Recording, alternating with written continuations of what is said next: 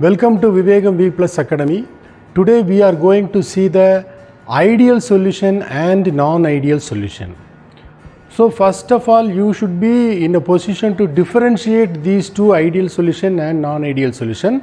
Let us start from the ideal solution first. Okay. Now, there are certain conditions for a solution to be ideal. What are the conditions for the solution to be ideal? The first and foremost condition is the solution should obey Raoult's law. That is the first and foremost condition. The second condition is the solution, the del V mixing should be equal to 0. Third condition is del H mixing is equal to 0. These are all the three important conditions for a solution to be an ideal solution. Okay, and another two conditions are also there. This is the general condition, that is delta S mixing should be greater than 0 first. Then delta G mixing should be less than 0.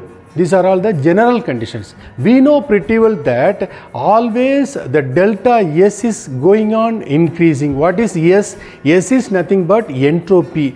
We know that the entropy of the universe is also going on increasing. Therefore, delta S mixing should be greater than 0. That is the general condition. And delta G, G is nothing but the Gibbs free energy. So whenever work is done, automatically the energy will come down. Therefore, delta G means change in Gibbs free energy should be equal to less than 0. Okay. So these are all the general condition. Now let us move into the important points. That is first, Raoult's law. What is Raoult's law? Raoult's law is nothing but, we know that Raoult's law is nothing but P observed, partial pressure or pressure observed is equal to pressure of, that is vapor pressure of pure component A into mole fraction of component A plus vapor pressure of pure component B into mole fraction of component B. Okay, because it is a two component system, binary system.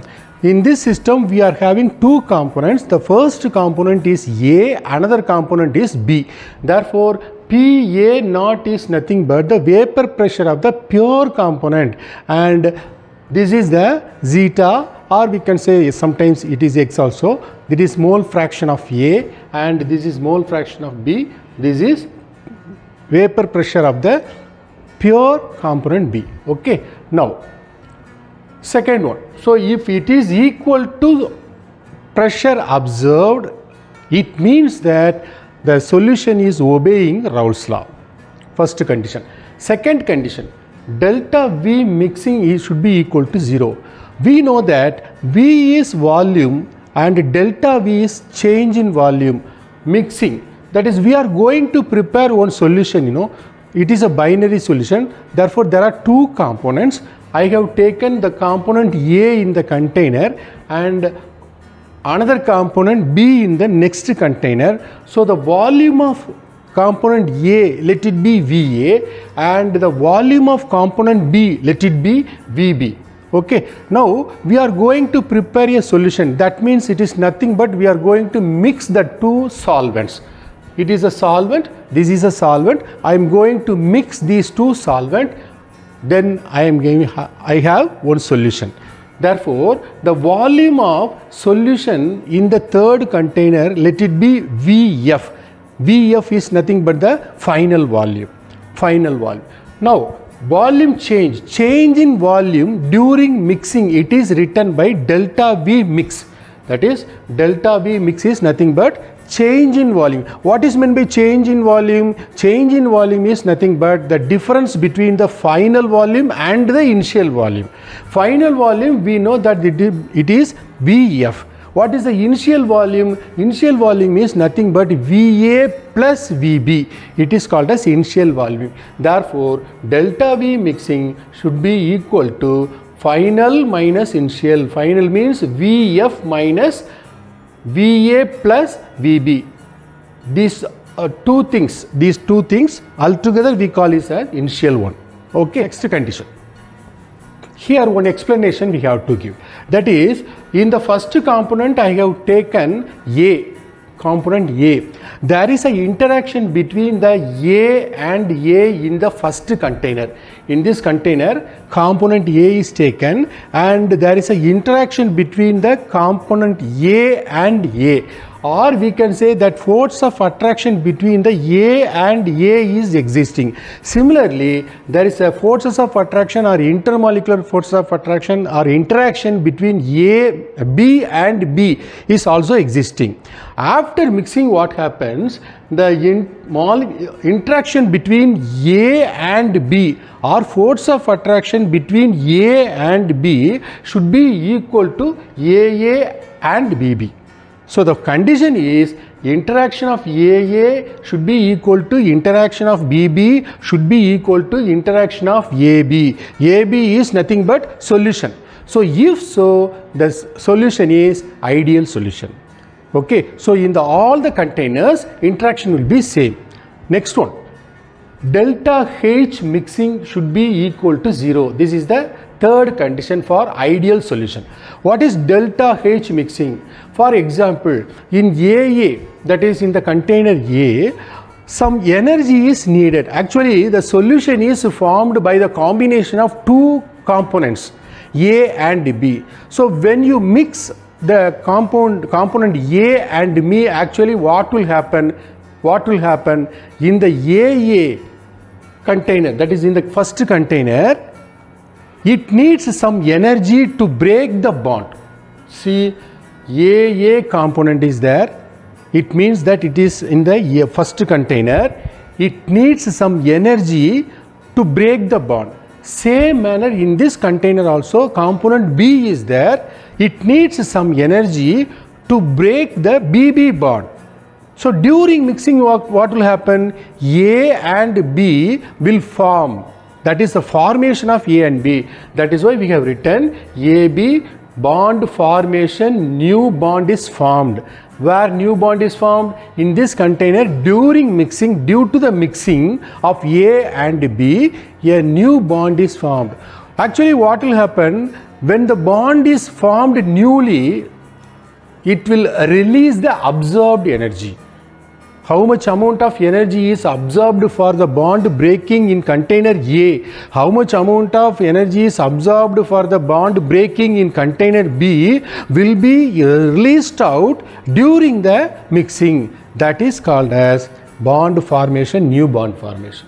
We know that it is the energy is released. Heat energy is released, that is nothing but exothermic reaction, and if heat energy is absorbed means it is called as endothermic reaction. Therefore, overall reaction, that is delta H mixing. What is delta H mixing? Heat energy or enthalpy change during mixing. Here also we have to do the final minus initial value like that. So heat energy absorbed should be equal to heat energy released. If so, there is no change in enthalpy, there is no change in heat energy during mixing. That is why we are telling that this is the value 0. If so, it is an ideal solution. Once again I am telling that for ideal solution, there are three important conditions, that is the solution should obey Raoult's law and delta V mixing should be equal to 0.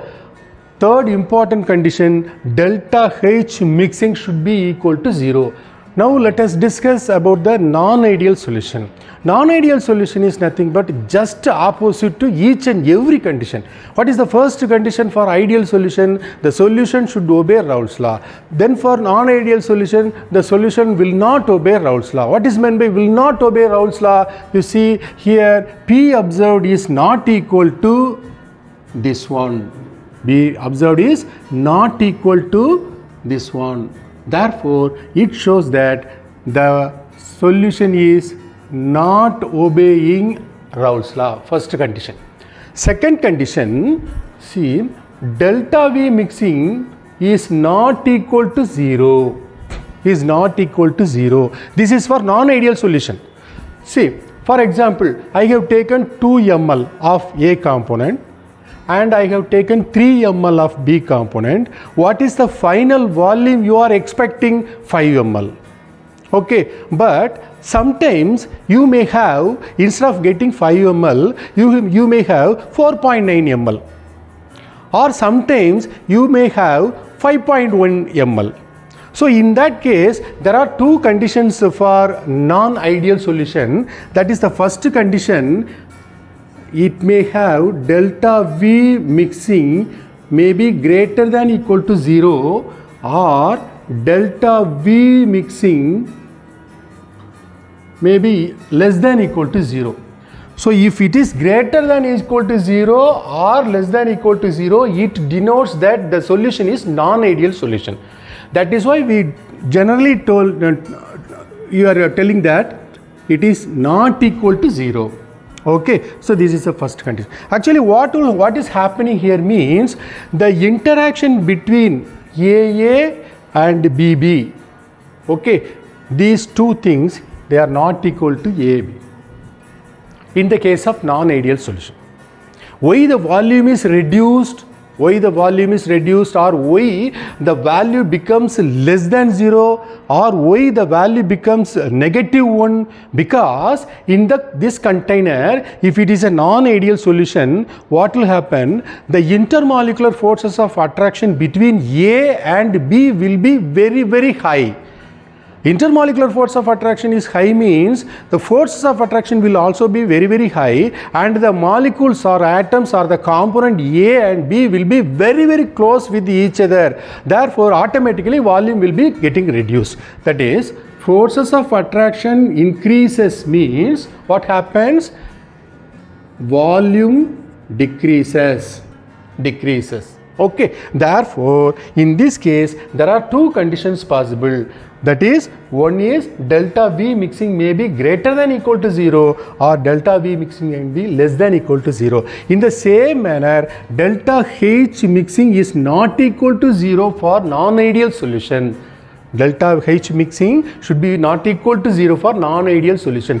Here also the same condition is applicable. That is, heat energy absorbed may be greater than equal to heat energy released, or heat energy released may be greater than or less than equal to 0. There is a difference between. Sometimes delta H mixing may be greater than equal to 0, or delta H mixing may be less than equal to 0. Okay, and here heat energy absorbed is not equal to heat energy released. So these are all the important conditions for a solution to be ideal or non-ideal. Just reverse. It is very, very easy. Okay, thank you.